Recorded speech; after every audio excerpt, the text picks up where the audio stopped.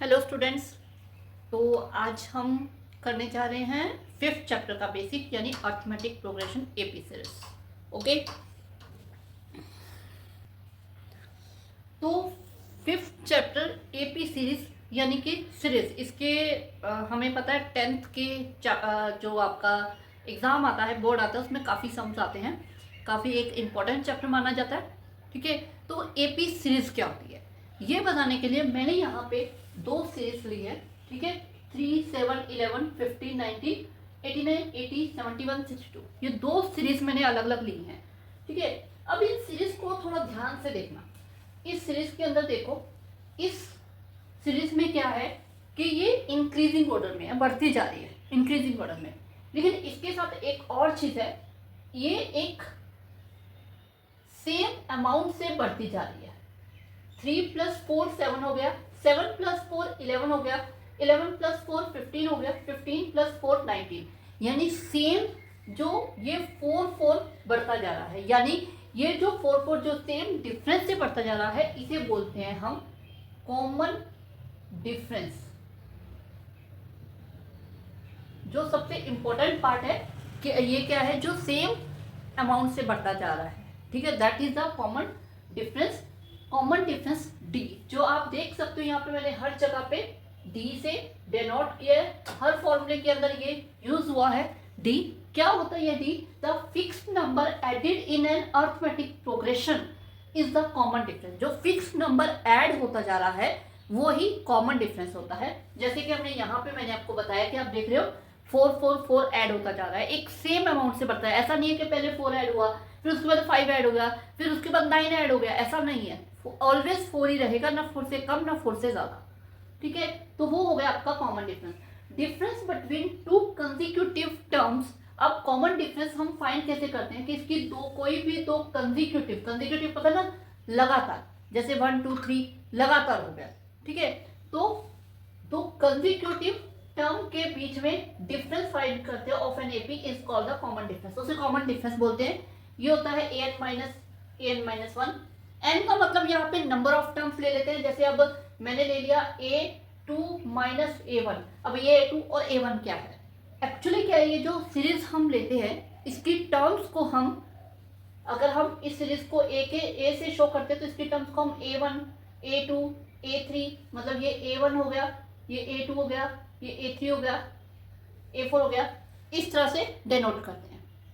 ठीक है, तो इन्होंने क्या बोला, n और n-1, यानी जो एक आगे वाली टर्म है उसमें से उसकी एक पीछे वाली टर्म को माइनस करके।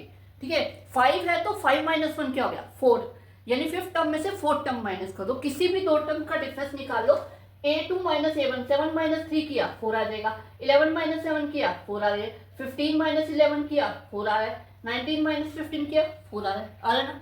तो इस तरह से कॉमन डिफरेंस निकाला जाता है। हम a2 - a1 करके हम मोस्टली फाइंड कर देते हैं। क्लियर? टू कंसेक्यूटिव टर्म्स के बीच में जो difference, it can be positive और नेगेटिव।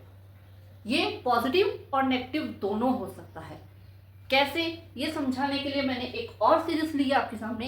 ये जो सीरीज आप देख रहे हो डिसेंडिंग ऑर्डर में है, कम होती जा रही है। 89 है, फिर 80 है, फिर 71 है। अब इसमें क्या है कि आप देख रहे हो 9 कम होता जा रहा है, उसमें 4 बढ़ता जा रहा था, 9 कम होता जा रहा है। तो इसमें अगर हम दो टर्म का डिफरेंस फाइंड करें, 80 - 89 करेंगे तो ये 9 आएगा और बड़ी रकम का साइन लग के माइनस का 9 आएगा। इसमें क्या 9 सब्ट्रैक्ट हो रहा है, 62 की आगे टर्म निकालनी होगी तो इसमें से हम क्या करेंगे, 9 सब्ट्रैक्ट कर देंगे और ये हमारे पास आ जाएगी 53। क्लियर? ठीक है, ये पॉजिटिव या नेगेटिव कुछ भी हो सकती है। अगर आपकी सीरीज इंक्रीजिंग है तो पॉजिटिव होगी, डिक्रीजिंग है तो नेगेटिव होगी। ठीक है, तो अब इस सीरीज के अंदर आपको डी समझ में आ गया, कैसे फाइंड किए, a1 a2 समझ में आ गया। ठीक है, तो ये जो फर्स्ट टर्म होती है दिस, इसे हम a से डिनोट करते हैं। आप इन यहाँ पे जितने भी फॉर्मूलास है उसमें आप देख रहे हो हमने ये a लिया है, यहाँ नहीं लिया है, यहाँ a लिया है, यहाँ a लिया है, सारे में हमने a लिया है, तो ये हम a से डिनोट करते हैं, यानी फर्स्ट टर्म जिसके जो भी फॉर्मूले हैं उसमें a की बहुत वैल्यू है। ठीक है, इसी तरह हम एपी सीरीज की जो अभी मैंने समझाया उस तरह से हम डेफिनेशन देख लेते हैं। Sequence of the number in which each term is obtain by adding and subtracting, कि हर टर्म जो है वो क्या है, कुछ एक कॉमन डिफरेंस ऐड या सब्ट्रैक्ट होता जाएगा। तो यही हो रहा है, ऐड या subtract a fix number two the proceeding, यानी कि पीछे वाले टर्म, पीछे वाले टर्म से कुछ ऐड होगा या कुछ सब्ट्रैक्ट होगा, except the first term. First term अलग होगी, बाकी सब में फर्स्ट टर्म 3 है, बाकी सब 4 ऐड होते जा रहे, is called the arithmetic progression. तो इसे हम अर्थमेटिक प्रोग्रेशन बोलेंगे, ठीक है, एपी सीरीज। अब इसमें आप देख लो जितने भी मैंने फॉर्मूले लिए हैं, इसमें एक एन और शो हो रहा है। ये एन क्या होता है? एन होता है number of terms, number of terms, number of terms यानी जितनी टर्म्स है। अब इसमें मैंने यहाँ पे 1 2 3 4 5 लिए, तो इसमें क्या हो गई, एन क्या हो गया, 5, ठीक है। अगर हम A5 लिखेंगे तो क्या लिखेंगे, 19। मैंने यहाँ पे इस तरह से नाम ही दिए हैं, ठीक है। तो नंबर ऑफ टर्म, अब ये आपको पता चल गया। ऊपर मैंने एक जनरल टर्म लिखी है, क्या होती है, बच्चे बहुत कंफ्यूज होते हैं ये जनरल टर्म क्या है, क्योंकि ये सीरीज तो समझ में आ जाती है कि ठीक है कुछ बढ़ रहा है, लेकिन ये a plus D, a plus 2d, ये क्या हो रहा है। देखो अगर हम इसी सीरीज की बात करें, पहले आपके पास 3 है, फिर आपके पास 3 प्लस 4 है, उसके आगे वाले में 3 प्लस 4 प्लस 4 है, उसके आगे वाले में यानी 15 में 3 प्लस 4 प्लस 4 प्लस 4 है। आप देख रहे हो जब फर्स्ट टर्म में तो वहां तो डी ऐड नहीं हुआ, लेकिन सेकेंड टर्म में एक बार डी ऐड हुआ है, और थर्ड टर्म में 2 बार डी ऐड हुआ है, फोर्थ टर्म में 3 बार डी ऐड हुआ है। कुछ ऐसा नहीं बन रहा, ए प्लस डी, फिर a plus 2d, a plus 3d। इस तरह से अगर हम इसको a n लिखेंगे तो a plus n minus 1d आएगा, मतलब एक पीछे का आ रहा है d, जितने टर्म हम ले रहे हैं उसे एक कम करके d ले रहे हैं, ठीक है। तो ये बन गया आपकी लास्ट टर्म, और यही हमारा सबसे बेसिक फॉर्मूला है एपी सीरीज का, जो सबसे ज्यादा यूज होता है, आई थिंक हर सम में यूज होता है, ठीक है। वो ये रहा एन टर्म ऑफ एपी। इससे आप क्या कितने भी टर्म फाइंड कर सकते हो। ये जो मैंने सीरीज आपको दी है, इसे अगर हम सॉल्व करें तो इसके अंदर आपको मान लो मैंने बोल दिया कि 10th टर्म पता करके बताओ, ये 5th टर्म है, ये A4 ये 5, 5th टर्म आपके पास आ गया, अब 10th टर्म इसकी बताओ, तो आप n इजिकल टू क्या आ गया, 10, क्योंकि 10 टर्म पता करनी है, तो A10।